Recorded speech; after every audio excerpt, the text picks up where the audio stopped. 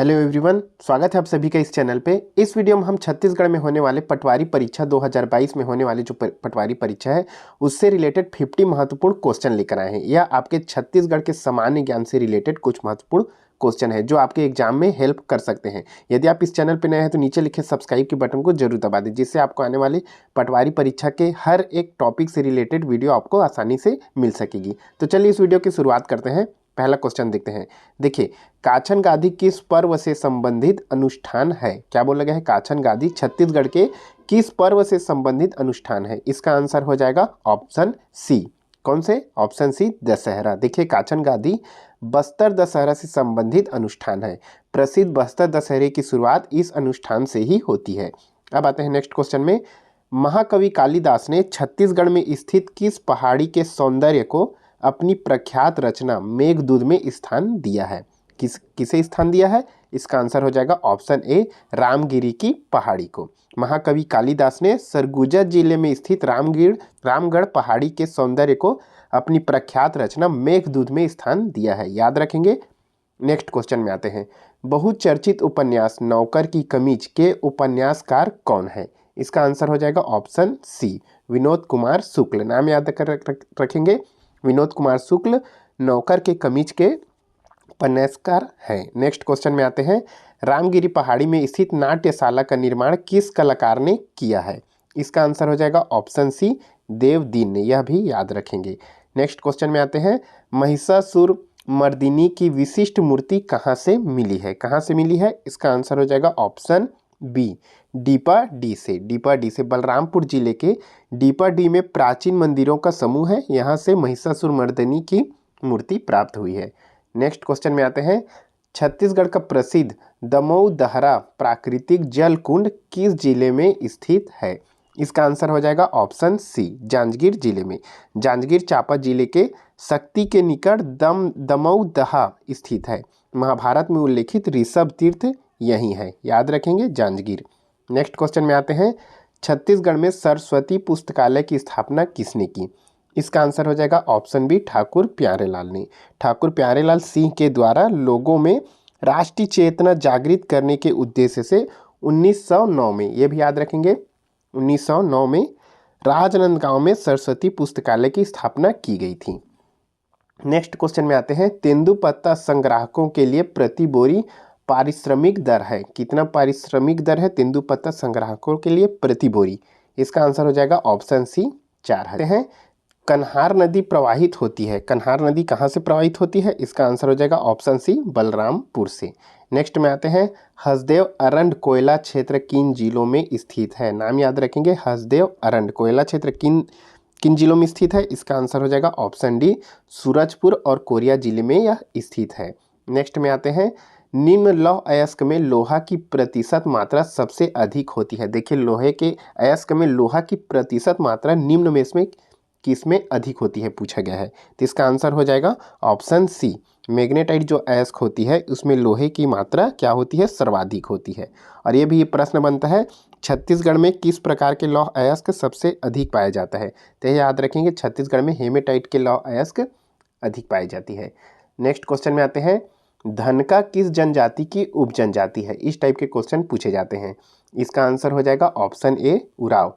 उराव जनजाति को धनका या धनगढ़ भी कहते हैं। नेक्स्ट क्वेश्चन में आते हैं।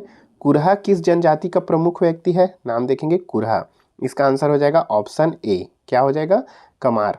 छत्तीसगढ़ के गरियाबंद जिले में पाई जाने वाली कमार जनजाति में जातिगत पंचायत के प्रमुख को कुरहा के नाम से जाना जाता है। नेक्स्ट में आते हैं क्वेश्चन। संन्यास और श्रृंगार की लोक कथा छत्तीसगढ़ के किस लोकगीत में मिलती है? इसका आंसर हो जाएगा ऑप्शन सी, भरथरी में।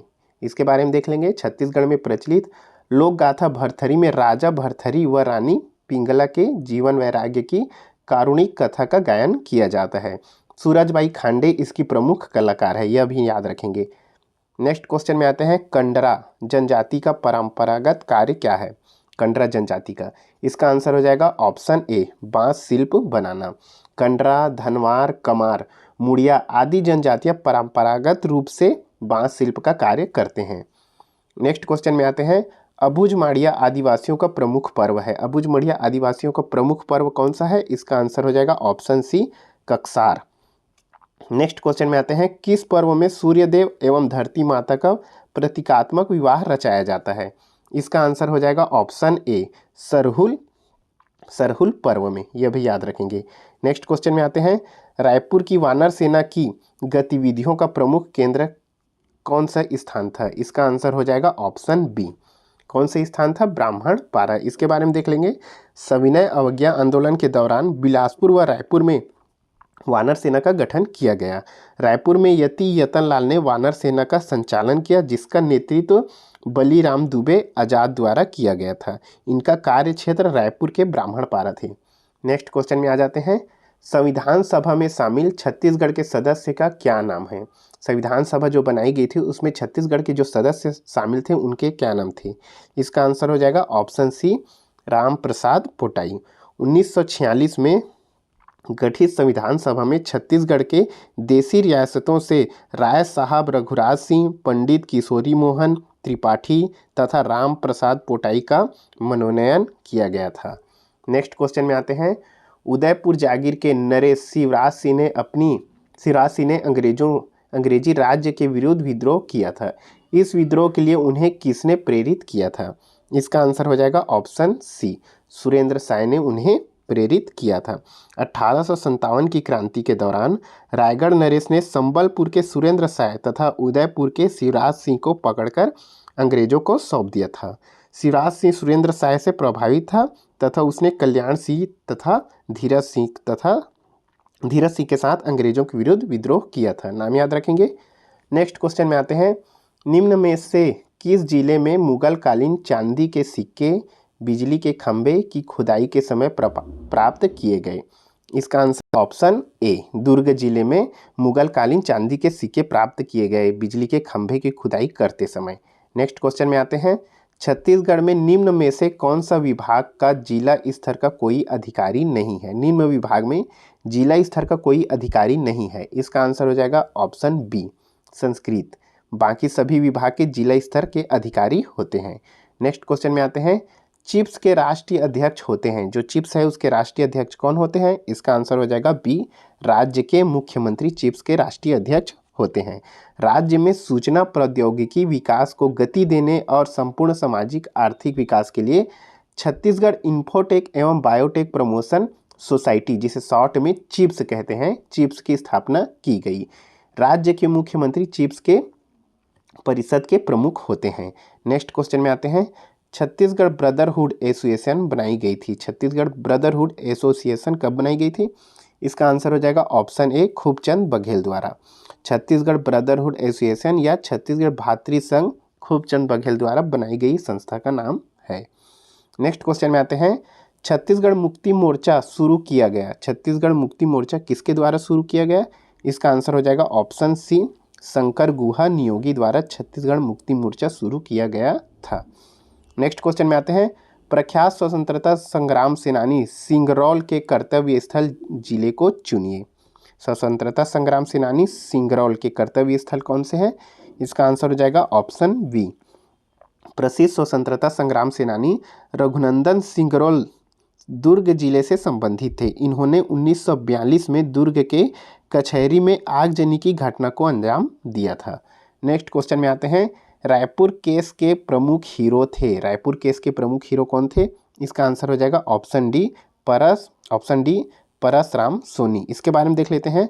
परसराम सोनी अपने साथियों के साथ मिलकर रिवाल्वर, बम, गोली आदि का निर्माण करना चाहते थे।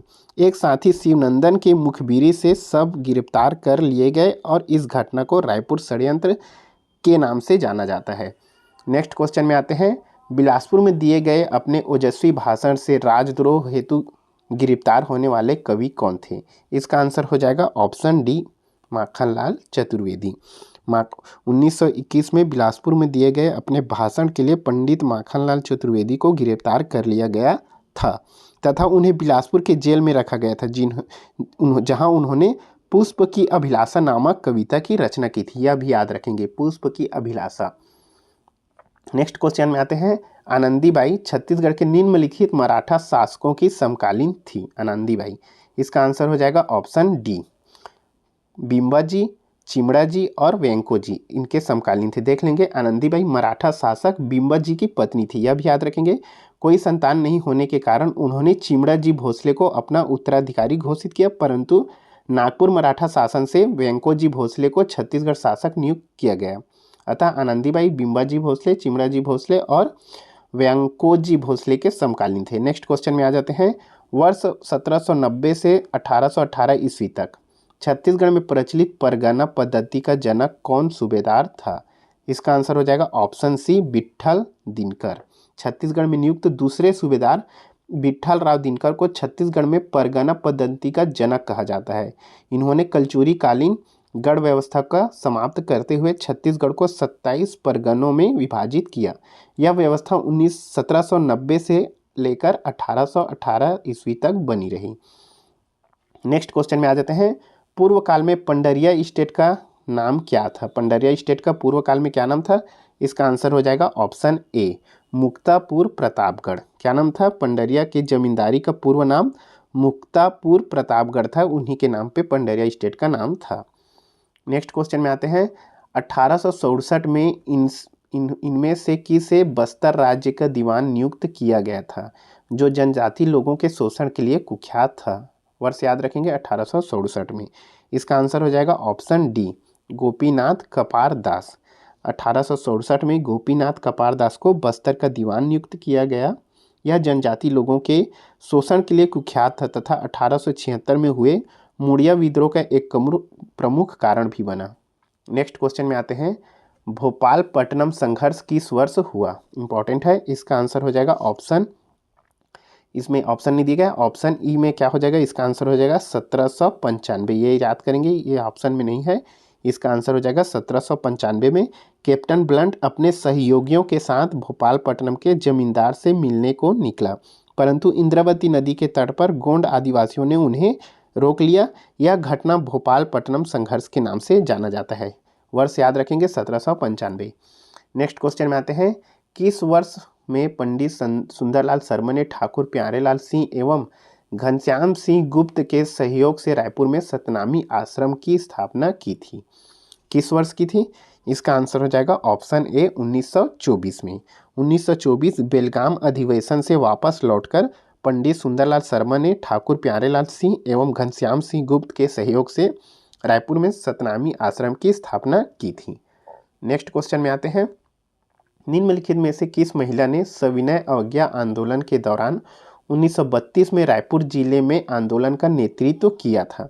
इसका आंसर हो जाएगा ऑप्शन बी, राधाबाई ने। किसने किया था? राधाबाई ने महिला सविनय अवज्ञा आंदोलन के दौरान 1932 में रायपुर जिले के आंदोलन का नेतृत्व किया था, राधाबाई। नेक्स्ट क्वेश्चन में आते हैं। प्रागैतिहासिक से लेकर ऐतिहासिक काल तक के चित्रित का शैलाश्रय कहाँ है? इंपॉर्टेंट है। इसका आंसर हो जाएगा ऑप्शन ए, सिंघनपुर रायगढ़ में। कहाँ पे है? सिंघनपुर रायगढ़। छत्तीसगढ़ की प्राचीनतम शैलाश्रय सिंघनपुर रायगढ़ जिले में स्थित है। यहाँ प्रागैतिहासिक काल से लेकर ऐतिहासिक काल तक की शैल चित्र प्राप्त हो गए हैं। नेक्स्ट क्वेश्चन में आते हैं। किस राजवंश के काल से छत्तीसगढ़ में मंदिरों का निर्माण माना जाता है? इसका आंसर हो जाएगा ऑप्शन बी, पांडुवंशी। किसके? पांडुवंशी के काल से छत्तीसगढ़ में मंदिरों का निर्माण माना जाता है। इस वंश द्वारा सिरपुर में विष्णु मंदिर का निर्माण कराया गया था, यह भी याद रखेंगे, सिरपुर में। नेक्स्ट क्वेश्चन में आते हैं। प्राचीन छत्तीसगढ़ के पांडुवंश के निम्नलिखित किस शासक ने मौखरी राजकुमारी वाष्टा से विवाह किया था? किस पांडुवंश के शासक ने विवाह किया था? इसका आंसर हो जाएगा ऑप्शन सी, हर्षगुप्त ने। पांडुवंश के शासक हर्षगुप्त का विवाह मगध के मौखरी शासक सूर्यवर्मन की पुत्री रानी वाष्टा से हुआ था। रानी वाष्टा ने हर्षगुप्त की मृत्यु के बाद उसकी स्मृति में सिरपुर में विष्णु मंदिर का निर्माण कराया था, यह भी याद रखेंगे। नेक्स्ट क्वेश्चन में आते हैं। कवर्धा का प्रसिद्ध राजवंश निम्न में से कौन था? कवर्धा का राजवंश कौन से था? इसका आंसर हो जाएगा ऑप्शन डी, फड़ी नागवंश। नेक्स्ट क्वेश्चन में आते हैं। महाशिवगुप्त समकालीन था। महाशिवगुप्त किसके समकालीन थे? इसका आंसर हो जाएगा ऑप्शन ए, हर्ष का। किसके? हर्ष के। देख लेंगे। पांडुवंशी शासक महाशिवगुप्त, नलवंशी शासक विलास तुंग, कन्नौज के शासक हर्षवर्धन और चालुक्य शासक पुलकेशिन द्वितीय के समकालीन थे। नेक्स्ट क्वेश्चन में आते हैं, बाबू रेवाराम कहाँ के निवासी थे? इसका आंसर हो जाएगा ऑप्शन बी, रतनपुर। क्या हो जाएगा? रतनपुर। देखिए, कवि तथा इतिहासकार बाबू रेवाराम का जन्म 1813 को रतनपुर में हुआ। इनकी मृत्यु 1873 में हुई। बाबू रेवाराम ने 1896 ईस्वी में विनम्र विलास नामक अपने ग्रंथ में इस क्षेत्र का छत्तीसगढ़ की संज्ञा दी थी, यह भी याद रखेंगे। नेक्स्ट क्वेश्चन में आते हैं, कलचुरी कालीन शासन व्यवस्था में एक गढ़ लगभग कितने गांवों का होता था? इंपॉर्टेंट है। कलचुरी कालीन शासन व्यवस्था में एक गढ़ में कितने गांव आते थे? इसका आंसर हो जाएगा ऑप्शन डी, 84, 84 गांव आते थे। कलचुरी कालीन शासन व्यवस्था में राज्य अनेक गढ़ों में विभाजित किया था। प्रत्येक गढ़ में 84 गांव का समूह बरहो कहलाता था, जिसका प्रमुख दाऊ था और सबसे छोटी इकाई गांव थी, जिसकी मुखिया गौटिया कहलाता था। नेक्स्ट क्वेश्चन में आते हैं, किस कलचुरी शासक ने बादल महल बनवाया था? इंपॉर्टेंट है। इसका आंसर हो जाएगा ऑप्शन सी, राज सिंह देव ने बादल महल का निर्माण करवाया था। नेक्स्ट क्वेश्चन में आते हैं, तुमाड़ से शासन करने वाले अंतिम कलचुरी शासक कौन था? तुमाड़ से, इसका आंसर हो जाएगा ऑप्शन सी, रत्नदेव प्रथम। तुमाड़ से शासन करने वाला अंतिम कलचुरी शासक रत्नदेव प्रथम था, जिसने अपने नाम से रतनपुर नामक एक नगर की स्थापना की तथा उसे अपनी राजधानी बनाई। नेक्स्ट क्वेश्चन में आते हैं, मुगल खां तारान को सैन्य सेवा में बहादुरी के बदले बिम्बाजी भोसले ने एक किले के क्षेत्र में 5 स्थान दिए थे। उस किले का नाम चुनिए। इसका आंसर हो जाएगा ऑप्शन नहीं है, इसका नाम हो जाएगा मदनगढ़ किला। कौन से किला? मदनगढ़ किला। यहाँ पे देख लेंगे, ऑप्शन में नहीं डाला गया है। इसका आंसर हो जाएगा मदनगढ़ किला। मोहम्मद खां तारान को सैन्य सेवा में बहादुरी के बदले बिम्बाजी भोसले ने मदनगढ़ का किला उसे दान में दिया था। ये थे आपके इंपॉर्टेंट क्वेश्चन। वीडियो अच्छा लगा तो प्लीज़ लाइक, सब्सक्राइब और शेयर करना ना भूले। Thank you so much.